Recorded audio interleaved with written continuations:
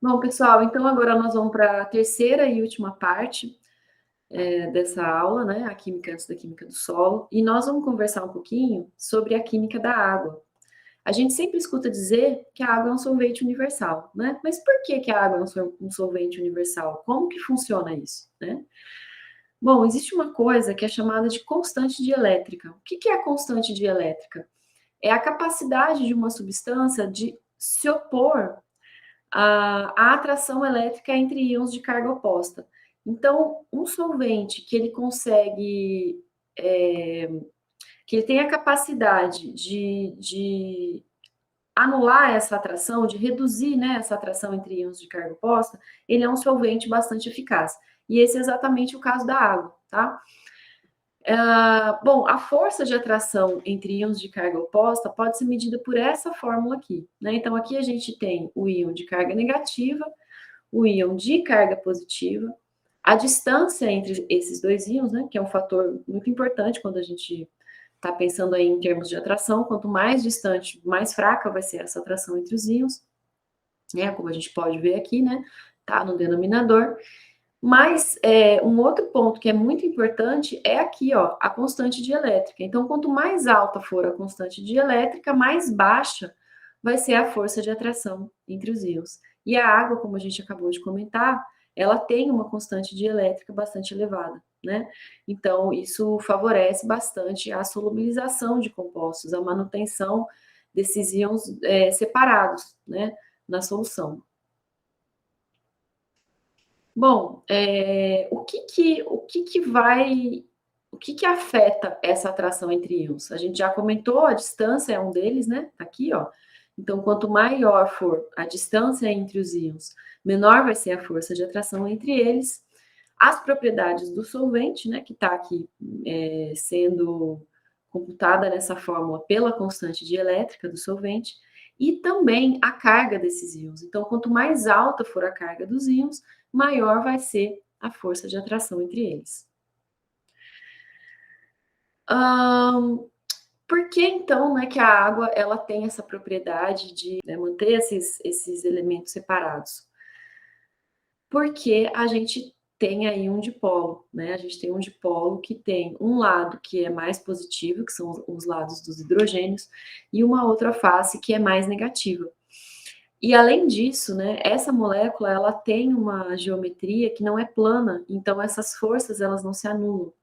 Isso faz com que a gente tenha uma molécula polar. A gente tem ligações polares, né, uma molécula que tem ligações covalentes polares, e que é também polar, porque a gente não tem, essas forças elas não vão estar se anulando, né?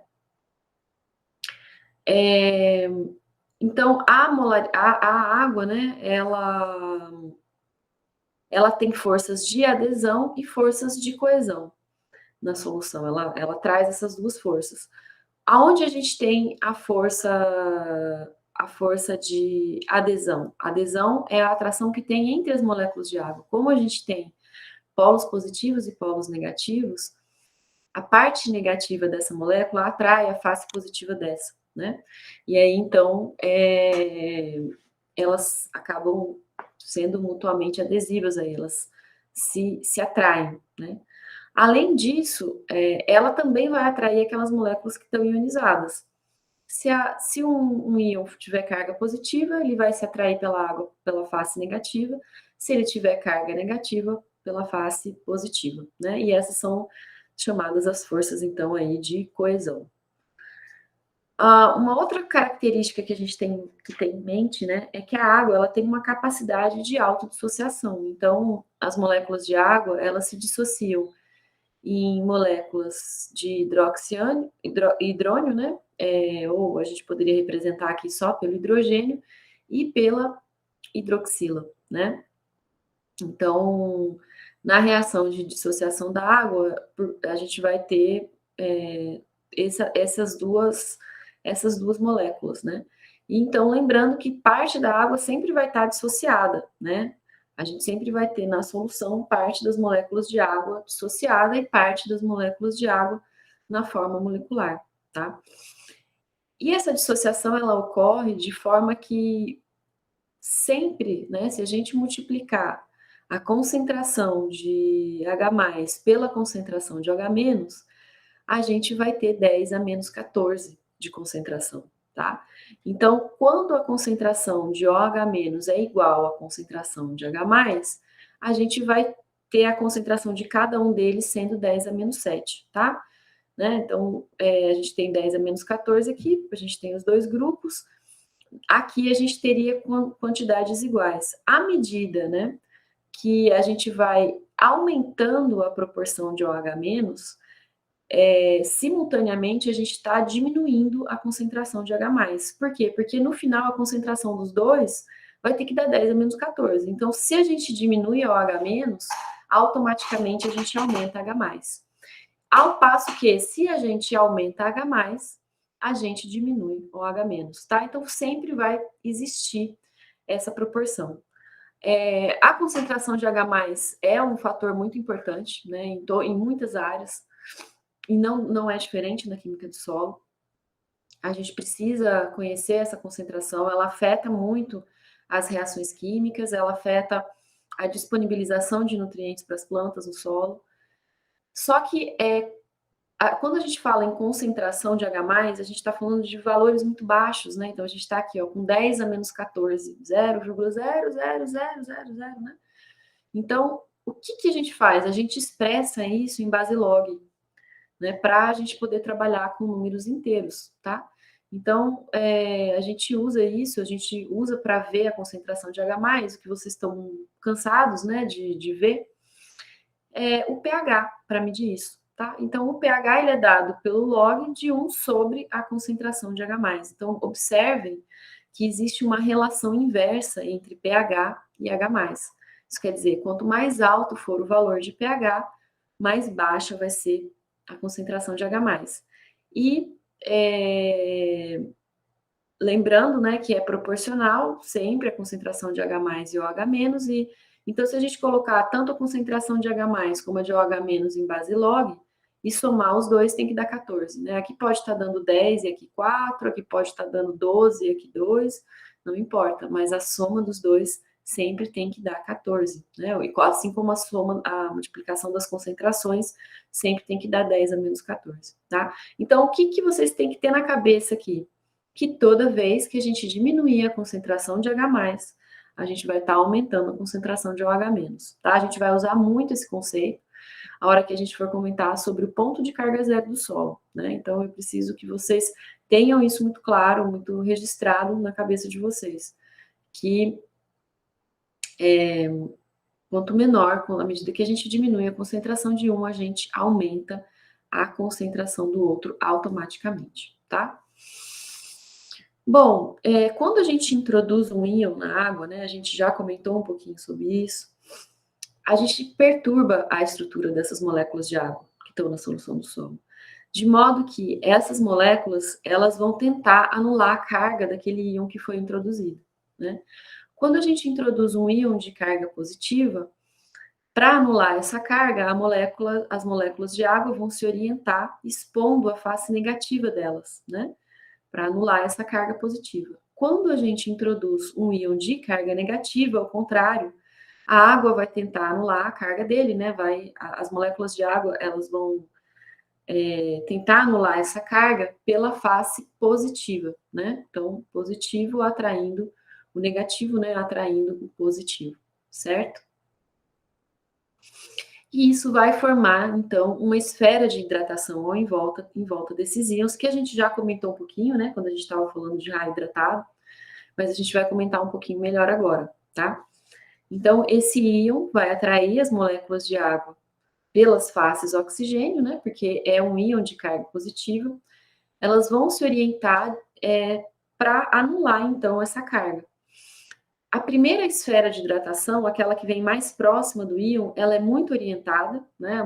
Bem estruturada, e tem uma força de ligação, uma força de retenção alta, tá? Com esse íon. É mais difícil da gente tirar essas águas, que estão bem próximas aí. Depois dessa primeira esfera de hidratação, que é chamada esfera de hidratação interna, a gente tem a formação de uma outra camada ainda de moléculas de água, anulando essa força, essa carga desse íon, que é chamada esfera de hidratação externa, né? Então, essa camada, ela é pobremente estruturada, a gente já não tem a orientação que a gente tem aqui das moléculas, né? Elas não são organizadas da forma que elas são organizadas aqui, e a força de retenção também é menor, tá?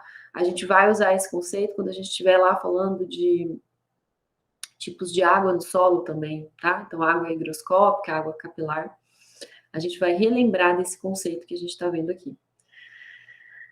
Bom, então o efeito, né, da formação dessas esferas é isolar essa carga do íon, né, de forma a proteger esse íon da interação com outros íons, né?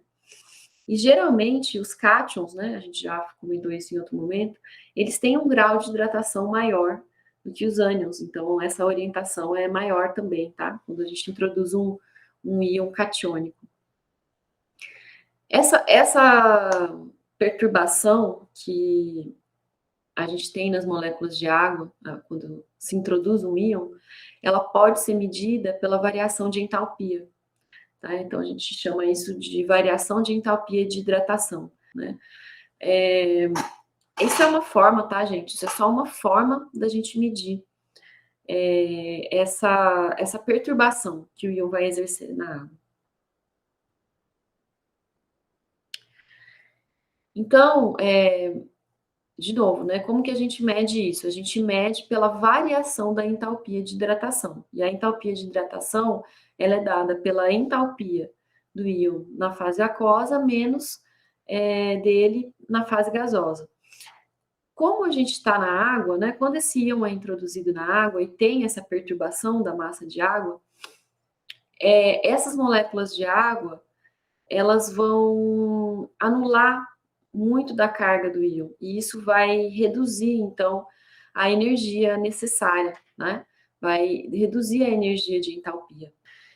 E a gente consegue, então, medir esse grau de hidratação por essa redução que é ocasionada quando o íon é introduzido na água, tá? Quando está no estado gasoso, a formação, a gente não tem a constrição do íon como a gente tem quando é formada a esfera de hidratação. Quando a gente tem a formação da esfera de hidratação, a gente tem uma constrição mesmo desse íon, né?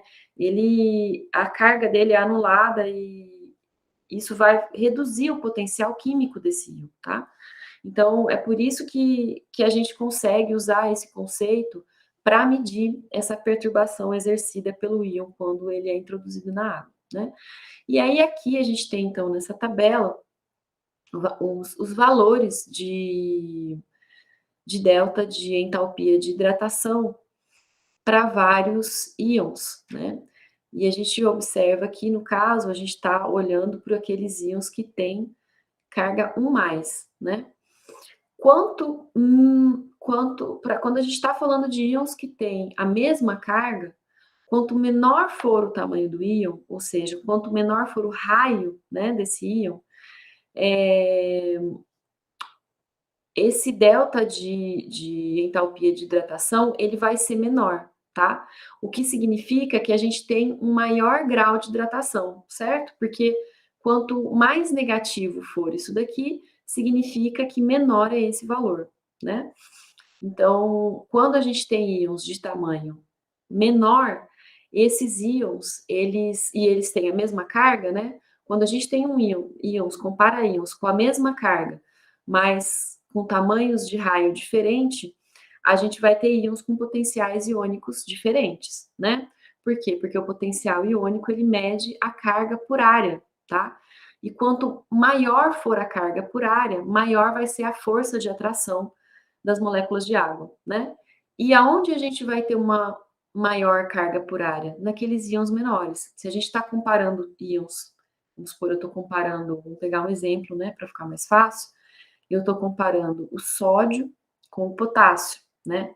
E a gente vê aqui, olha, que o raio do sódio é menor do que o raio do potássio, né? O que isso significa? Só que os dois têm a mesma carga. Significa que a quantidade de carga por área no sódio é maior Então, isso vai fazer com que ele atraia um número maior de moléculas de água, né? Então, o grau de hidratação dele vai ser maior do que o grau de hidratação do potássio, tá? E aí, o delta de entalpia vai ser mais negativo, né? A gente vai ter um delta de entalpia mais negativo no sódio, né? Por quê? Porque a gente vai ter, como ele tem um grau de hidratação maior, a gente vai ter uma redução maior dessa energia aqui, né? Nesse termo dessa equação. A gente pode comparar também íons que têm raios semelhantes, né? Mas cargas diferentes. Então, vamos pegar o caso aqui, olha, do lítio e do magnésio. Os dois têm um raio muito semelhante, porém o magnésio tem uma carga maior, né? Quanto maior for a carga, maior vai ser o grau de hidratação, né? A gente vê aqui um grau de hidratação bem maior, tá vendo? A diferença desse para esse é bem maior, onde eu tenho carga mais alta, né? É claro, né? A gente tem mais carga, a força de atração vai ser mais alta também, tá? Então é uma outra comparação que a gente pode fazer. Bom, além da gente olhar a variação de entalpia, a gente pode olhar também a variação de entropia, que vai indicar para a gente qual que foi o grau de desordem que aconteceu naquela solução, tá? Então, quando o delta de entropia ele assume valores negativos, né? Como a gente pode observar aqui para os cátions trivalentes, né? A gente entende, isso vai indicar para a gente, quando o delta de entropia assume valores negativos, isso indica para a gente que o efeito dessa hidratação é a formação de esferas de hidratação com alto grau de ordenação, né? Então, a gente tem as moléculas ali bem próximas desse íon, anulando a carga dele, uma ligação, uma atração um pouco mais forte aí entre essas moléculas e esses íons. E à medida que esses valores vão ficando mais positivos, né, como a gente tem aqui nos cátions monovalentes, nesses ânions monovalentes, isso indica que existe uma perturbação, né, a gente tem uma disruptura da estrutura da massa de água, sim, mas o grau de ordenação das moléculas de água, né, é menor do que a gente tem aqui nesses íons que têm a carga mais alta, tá? Então, os íons de carga mais alta, eles vão fazer uma ordenação melhor dessas moléculas. Então, a gente pode olhar esses dois parâmetros, a gente pode olhar tanto o delta de entalpia, como a gente pode olhar o delta de entropia, né, para conseguir entender um pouco aí como que está acontecendo essa hidratação desses íons na solução.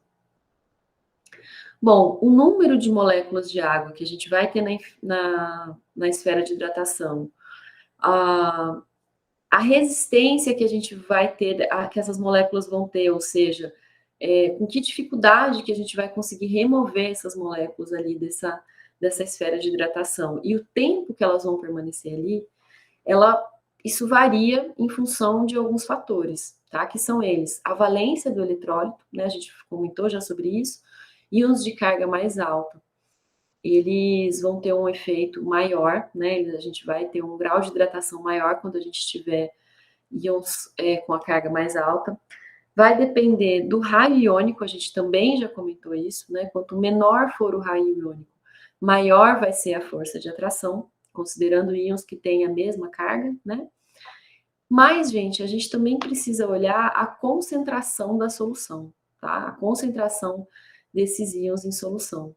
À medida que a gente aumenta a concentração, a gente vai ter uma diminuição do potencial químico da massa de água, né? Por quê? Porque a gente vai ter menos molécula de água por íon, né? E aí a gente pode ter um menor grau de hidratação à medida que a gente tem soluções que são mais concentradas. Então vai ficando mais difícil, né, da gente ter essas cargas anuladas. Quanto maior vai sendo a concentração, mais difícil de anular as cargas, até o momento que a água ela não vai conseguir, né, fazer essa função e a gente vai ter a precipitação de substâncias pela combinação desses íons, tá? Então é por isso que à medida que a gente aumenta a concentração, a gente vai não tendo dissolução mais, né? Se a gente colocar uma colher de sal num copo com água, dissolve. Aí se a gente colocar mais um pouquinho, talvez a gente consiga dissolver. Mas vai chegar um momento que a gente não vai conseguir dissolver mais, né? Porque a gente não tem mais moléculas de água suficiente para anular essas cargas desses íons e evitar que eles interajam e permaneçam aí na forma sólida, tá? Então, só, né, falando um pouco aí sobre a implicação mais prática disso, né? A gente vai comentar isso nas outras aulas, mas talvez para vocês, nesse momento que eu estou falando, fique um pouco vago, assim, para vocês entenderem qual que é a importância desses fenômenos, tá? Mas essa que eu acabei de citar é uma delas. Essa hidratação, ela vai falar muito sobre a questão da solubilização de compostos, né, na solução do solo, por exemplo, tá? Um outro ponto que a gente tem que ter na cabeça, né, é que à medida que esses íons, à medida que a gente vai tendo um aumento da concentração desses íons e que a gente não consegue ter essa esfera de hidratação reduzindo, né, a interação desses íons, a gente vai ter uma diferenciação entre concentração e atividade dos íons, tá? Quanto menor for a concentração de íons em solução, então a gente vai tendo a gente vai tendo esse efeito das cargas serem anuladas e os íons, a concentração dos íons vai ser muito semelhante à atividade desses íons. À medida que as esferas de hidratação vão sendo reduzidas, à medida que a gente tem menos hidratação, né? A gente vai tendo uma diferenciação da concentração com a atividade desses íons. E quanto mais concentrada for uma solução, é mais importante a gente olhar para a atividade, né? Porque por mais que às vezes a gente tenha uma concentração alta, à medida que a concentração dos íons em solução aumenta, a atividade deles vai ser muito diferente, né? E a atividade, quando a gente está pensando aí nas reações que vão acontecer nos seres vivos, né? Na vida que a gente tem no solo ou em qualquer outro sistema, ela vai ser mais importante, tá? E aí eu já comento uma coisa com vocês. Nos solos, né, quando a gente está pensando em termos de solo, quanto menos intemperizado é um solo, né, maior tende a ser a concentração, a concentração de íons em solução. À medida que esse mesmo solo vai se tornando mais intemperizado, se a gente não tem aí uma entrada, né, de fertilizante, alguma coisa assim, pensando no solo no sistema natural, à medida que o intemperismo vai avançando, a gente vai tendo uma redução da concentração de íons em solução, tá? E a gente vai comentar um pouco mais para frente sobre isso e sobre as implicações disso. Isso tem uma série de implicações, inclusive para o desenvolvimento das plantas. Bom, então a gente comentou, né, que à medida que a solução vai ficando mais concentrada, a atividade é mais importante do que a concentração.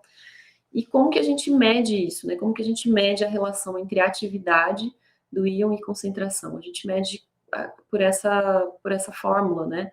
Aqui a gente tem a atividade, ela é dada pela concentração multiplicada pelo coeficiente de atividade do íon, né? Que são fatores que a gente usa para corrigir o fato das soluções não serem soluções ideais.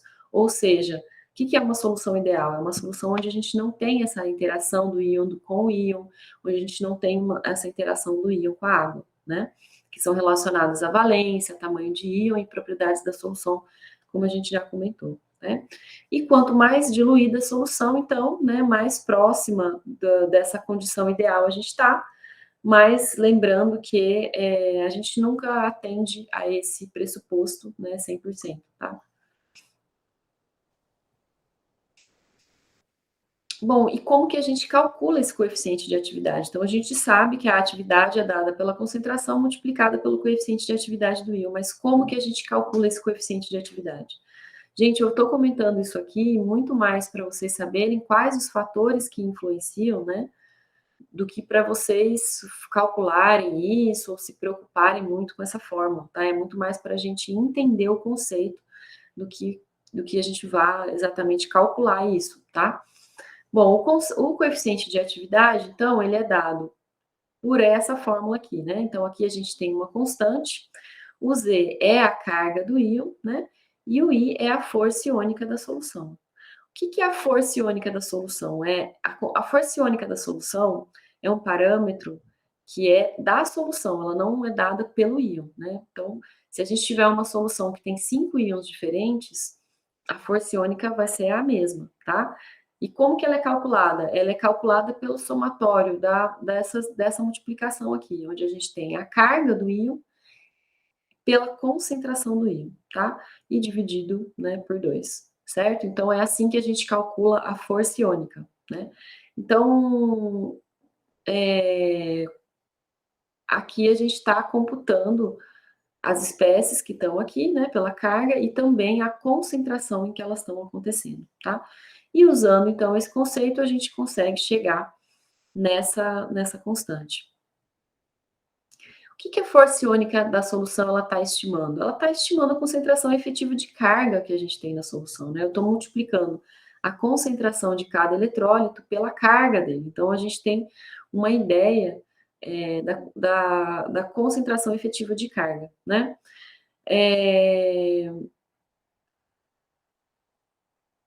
Só lembrando, né, que essa força iônica, uma forma que a gente tem de medir a força iônica da solução é através da corrente elétrica. Porque quanto mais íon a gente tiver em solução, maior vai ser a condução de corrente elétrica. E, portanto, maior vai ser a força iônica da solução, né? Quando a gente estiver falando sobre atributos químicos do solo, vai ter um momento que a gente vai falar sobre alguns parâmetros que a gente usa para saber se o solo ele tem uma alta concentração de sais ou não, tá? E esse parâmetro, ele justamente vai medir a corrente elétrica, né? Por quê? Porque, na verdade, o que a gente está medindo é a força iônica da solução, daquele solo, né? A gente está vendo se aquele solo está com uma alta concentração de íons ou não, que é um fator fundamental para a gente entender desenvolvimento de planta, né? Quando a gente está em solos que tem uma concentração iônica muito elevada, solos salinos, né? A gente não consegue ter um bom desenvolvimento das plantas. Esse é um assunto para a gente falar um pouquinho mais para frente, né? Bom, o que pode afetar, então, a força iônica da solução?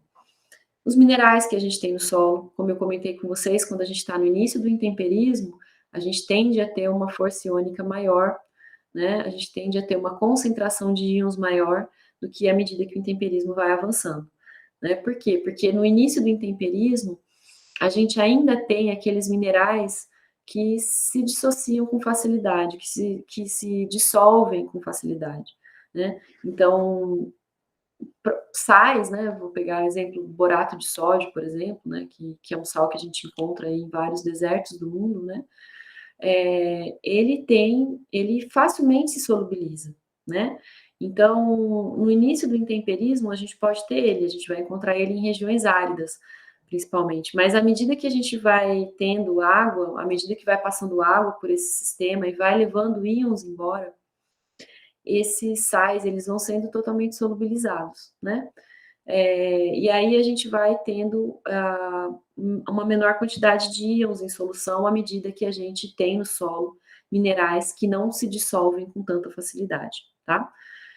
A força iônica da solução ela é afetada pela fertilização também, né? Claro, a gente quando coloca um cloreto de potássio, um sulfato de amônio, ureia, enfim, o fertilizante ele se dissolve e libera íons em solução. E esses íons vão afetar a força iônica da solução do solo, né? E, inclusive, podendo ter um efeito deletério sobre as plantas se a gente aumentar muito essa força iônica quando faz essa adição de fertilizante. A decomposição de matéria orgânica também, né? Um outro processo que vai afetar essa força iônica, assim como eu poderia citar outros aqui, tá? Esses são alguns exemplos muito importantes para a gente na nossa área de solos, tá?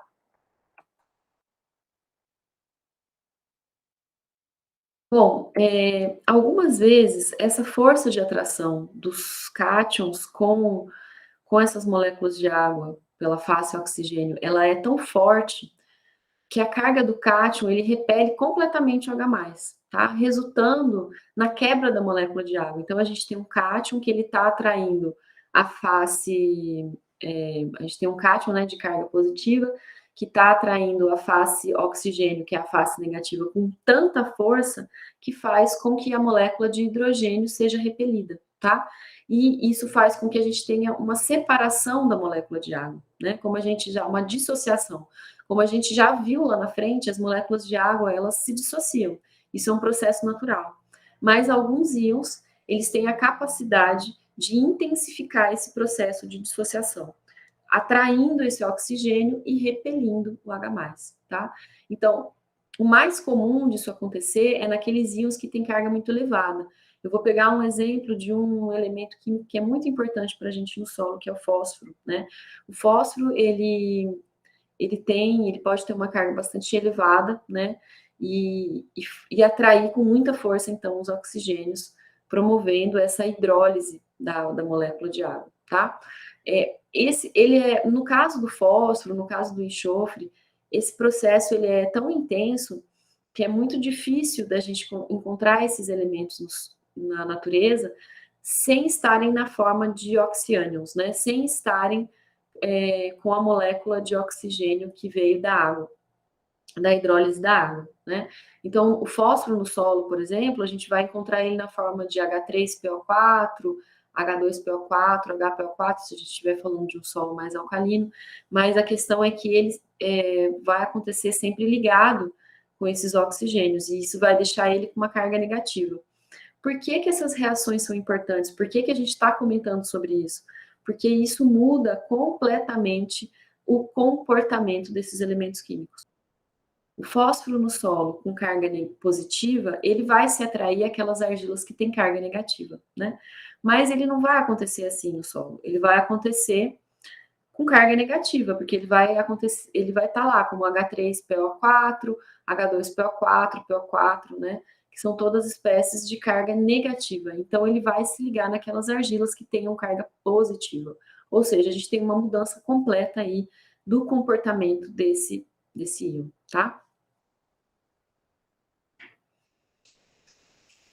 A gente já comentou, né, então, que a hidrólise, ela modifica a forma que o íon vai estar em solução, né, e isso afeta completamente a reatividade dele, né? Afeta as características de adsorção, afeta a solubilização dos minerais no solo, né? E a gente consegue medir essa tendência de hidrolisação, tá? Pelo potencial iônico, né? Então, a gente consegue medir isso pela relação da carga do íon pelo raio iônico dele, como a gente já comentou, né, anteriormente, sobre o que é o potencial iônico, né? Então, se a gente observar aqui na tabela, olha aqui, a gente vê que íons que têm um potencial iônico alto, né, eles vão acontecer basicamente como espécies negativas, tá? Porque eles vão estar aí ligados ao oxigênio. Tá aqui o caso do fósforo, né?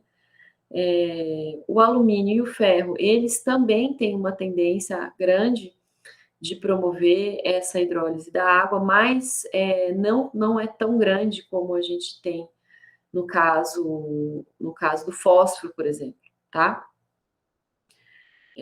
Não é tão grande como a gente tem no caso do molibdênio, né? Vamos pegar alguns elementos aí que a gente usa na nutrição, né?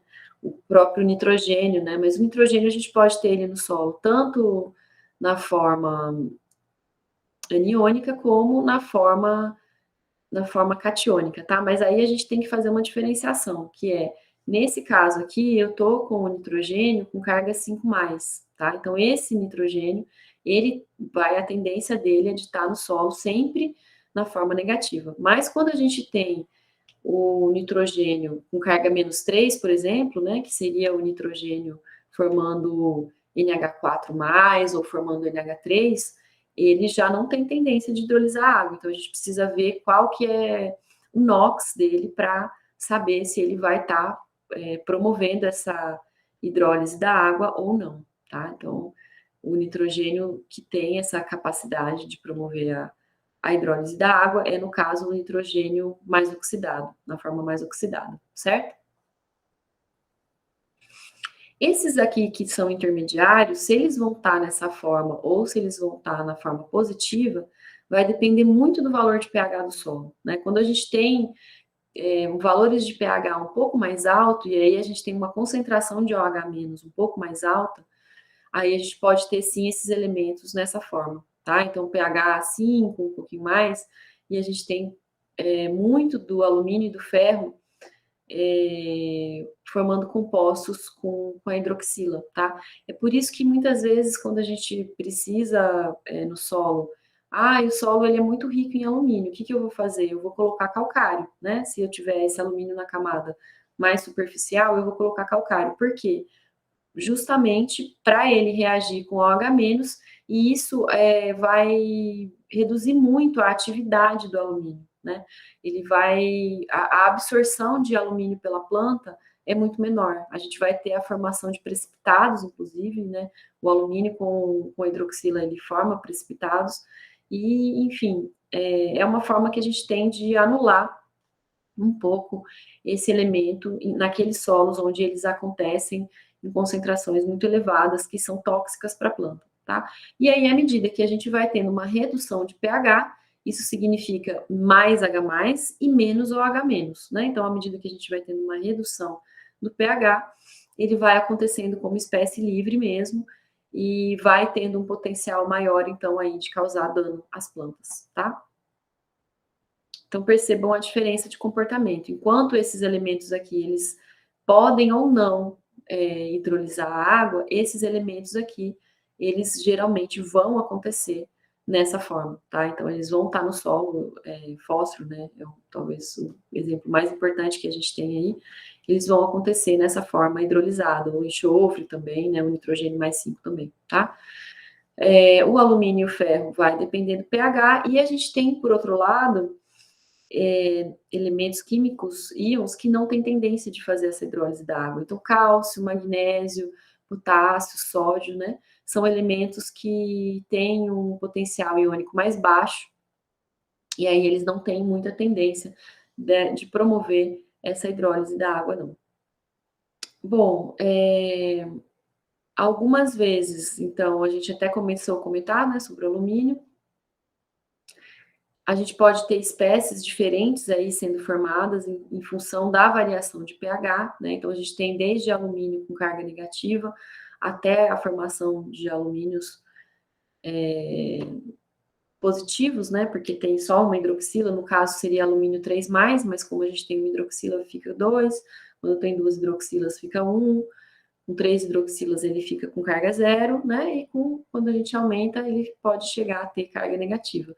Mas isso tem uma relação muito grande com o pH do solo, tá? Então, observem que a gente só vai ter essa espécie de alumínio com carga negativa predominando no solo depois que a gente passou de um pH aí de 8, né? O que não é nada comum para os solos brasileiros. A gente raramente encontra solos com valores de pH tão elevados. Temos, né? Temos sim, solos geralmente menos intemperizados, né? Mas não é muito comum, tá? E a mesma coisa vai acontecer para outros elementos químicos, o fósforo, né? Então, o fósforo a gente pode ter ele desde H3PO4, que vai estar sem carga, até a gente pode ter ele com carga 3-, tá? Mas ele no solo, nos valores de pH que a gente encontra no solo, né? Vamos colocar aí de 4 para cima, ela passou de 2 e alguma coisa, a gente vai ter ele sempre no solo com carga negativa. Isso significa que a gente vai ter sempre ele se ligando àquelas argilas de carga positiva, tá? Um exemplo que eu destaquei aqui, pela importância que ele tem na área de química do solo, é o silício, né? O silício, ele também tem essa tendência de hidrolisar a água e de acontecer no solo na forma hidrolisada, que tá aqui, ó, tá? Então, o silício, ele é o segundo aqui já, né?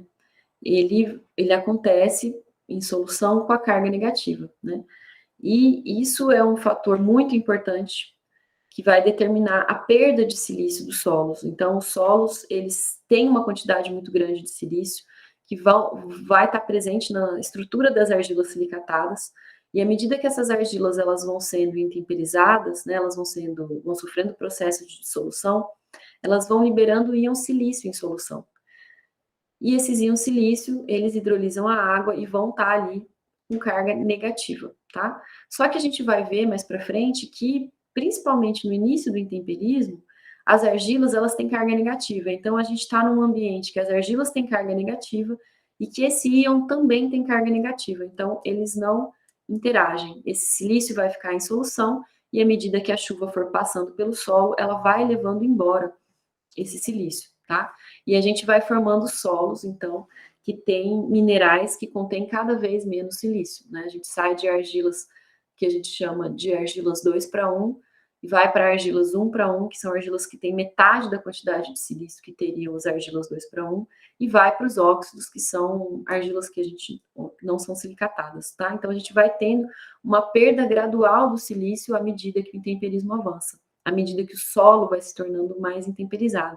E isso tem muita relação com o fato do silício não acontecer em solução com carga positiva, ele acontece em solução com carga negativa, né? Ele não vai interagir com aquelas argilas que a gente tem lá no início do intemperismo, que são argilas que têm predomínio de carga negativa, que são argilas muito mais negativas mesmo, né, do que a gente tem no final do intemperismo, e aí eles vão ficar em solução suscetíveis a serem lavados, a serem lixiviados, tá? Mas a gente vai falar melhor sobre isso num outro momento. Eu só gostaria de mostrar para vocês um pouco da aplicação do que a gente está falando aqui, né? Para vocês perceberem como é importante a gente entender essas coisas. Bom, outras reações de hidrólise também, que são muito importantes, são a dos ácidos do solo, né? Ácidos fracos orgânicos aí do solo. Grande parte das cargas, grande parte do que a gente chama de capacidade de trocar cátions do solo, vem desses grupos da matéria orgânica, né? Principalmente o grupo carboxílico, que é um grupo que vai sofrer dissociação, né? Quando a gente tiver aí em valores de pH um pouco acima de 5, tá? E vão gerar cargas, então, para o solo. Então, é um outro processo de hidrólise que é muito importante para a gente, quando a gente está falando de química do solo, tá? A gente tem também as reações dos ácidos carboxílicos, né? Que é muito comum no solo, pela entrada que a gente tem do CO2. Esse CO2, ele está presente no ar do solo, a gente vai comentar um pouco sobre isso, né? Inclusive, o ar do solo, ele tem uma concentração até um pouco maior do que o ar atmosférico de CO2, e isso vai levar à formação de um ácido, né? Que vai desenvolver carga e pode gerar H+ aí no sistema, tá? Então, controlando um pouco aí também a questão de cargas no solo. Bom, nós falamos das reações de hidratação, depois nós falamos sobre as reações de hidrólise, e agora a gente vai comentar um pouquinho sobre as reações de complexação e formação de pares iônicos, tá? Essas reações são reações de interação curta que vão acontecer na solução do solo, né? Entre os íons ou moléculas que estão na solução e as moléculas de água, tá? Levando à formação de complexos iônicos ou pares iônicos, né? Então, a gente tem uma interação aí de íons ou moléculas diferentes entre elas, juntamente com as moléculas de água, né? A atração de íons formando pares iônicos, ela é mais fraca do que aquela de íons formando complexos, tá? Eu vou explicar o que são complexos iônicos e o que são pares iônicos. A gente tem um complexo iônico quando a gente tem dois íons combinados, né? Um cátion e um ânion, e existe uma ligação direta entre eles sem que tenha uma molécula de água, tá? A gente vai conseguir ver isso um pouquinho mais para frente, tá? Eu mostro um pouquinho mais para frente. Então, a gente tem a ligação direta deles sem que tenha moléculas de água em volta de cada um deles, né? A gente chama esse tipo de ligação de complexo de esfera interna, né? Como a gente tinha visto lá para as ligações covalentes também, é uma ligação direta, né? Por isso que a gente chama de complexo de esfera interna. A gente não tem moléculas de água entre o ânion e o cátion, então eles conseguem se ligar de forma direta, tá? A gente tem dois tipos de complexo iônico: o complexo de solvatação, que seria o próprio íon com as moléculas de água, né? É uma ligação direta da molécula de água com o íon. E a gente também tem o complexo de esfera interna em si, né? Que é quando a gente tem essas duas espécies se ligando, mas sem ter a presença de molécula de água entre elas, né? Pode ter, a gente vai ter em volta delas, mas a ligação entre esse ânion e esse cátion é direta, tá? Essa é a principal diferença de complexo iônico para par iônico, tá? Ou complexo de esfera externa, né? O que é o complexo de esfera externa? A gente tem dois íons se ligando, né? Tá faltando um O ali. A gente tem dois íons se ligando, um positivo e um negativo, porém os dois estão com moléculas de água em volta, né? Isso vai, de qualquer forma, a gente vai ter uma redução da atividade desses íons, né? E isso é muito importante para a gente quando a gente fala de química do solo, tá? A gente vai sim ter uma redução da atividade desses íons, porém, a gente está ali numa ligação mais fraca, mais fácil de ser quebrada, né? Porque a gente não tem a ligação direta desse íon com esse íon, tá? Um exemplo, né, da importância dessas reações para a gente é o caso do gesso, o gesso agrícola. O gesso agrícola é sulfato de cálcio, né? É um insumo agrícola que a gente usa em solos que a gente tem ou deficiência de cálcio ou que a gente tem também uma quantidade muito alta, muito elevada de alumínio, né, que é muito prejudicial para as plantas. E como que se dá, né, a formação desse par iônico?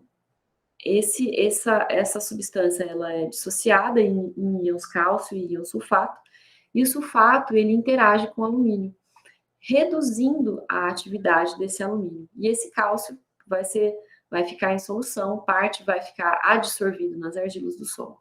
E esse parzinho iônico aqui vai lixiviar junto com a água, né? À medida que a água for descendo no solo, ela vai levar com ele esse par iônico aqui, vai levar o alumínio para longe das raízes das plantas, né? Reduzindo, então, o problema que a gente pode ter de toxidez de alumínio, tá? Então, só para vocês conhecerem aí um exemplo, né, da importância da formação desses pares iônicos, tá?